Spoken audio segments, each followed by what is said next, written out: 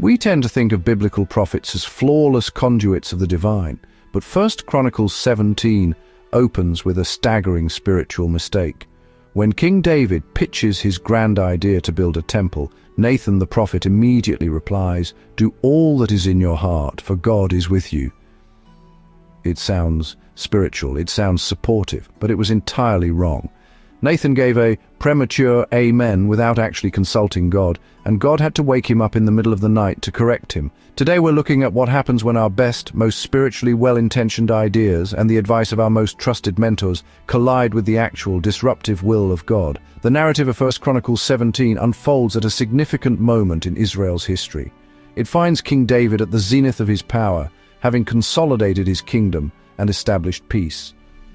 The Ark of the Covenant has been brought to Jerusalem. David now lives in a cedar palace.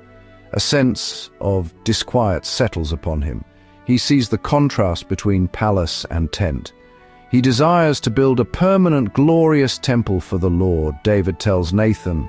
Nathan says, "Do all that is in your heart, for God is with you." It seems construction will begin. But that night the word of God comes to Nathan. God gives a new message to David. God is not displeased, he reframes the plan.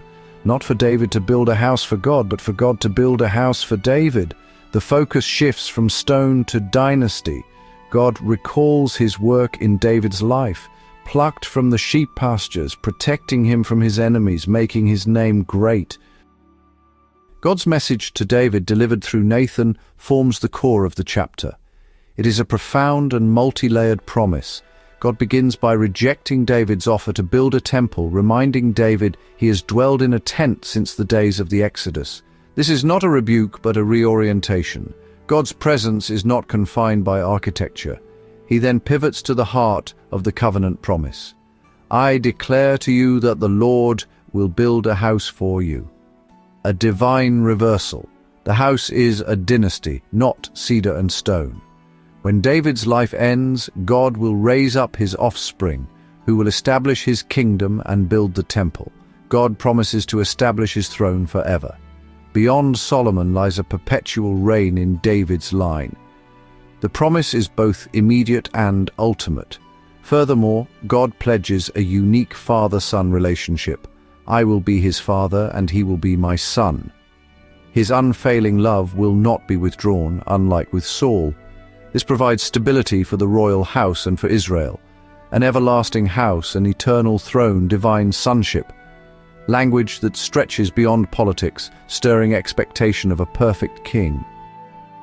Upon receiving this astonishing message from Nathan, David's reaction is not disappointment, not pride, but profound humility and overwhelming gratitude. He goes before the Lord, sits in his presence, and pours out his heart in prayer.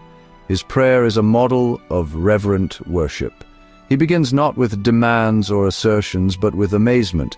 "Who am I, O Lord God, and what is my family, that you have brought me this far?" He recalls his humble origins and the eternal significance now given to his line. He marvels at the sheer grace of God's promise. What more can David say? "You know your servant." He praises God's uniqueness. "There is no one like you, O Lord, and there is no God but you." He recalls redemption from Egypt and God's covenant people.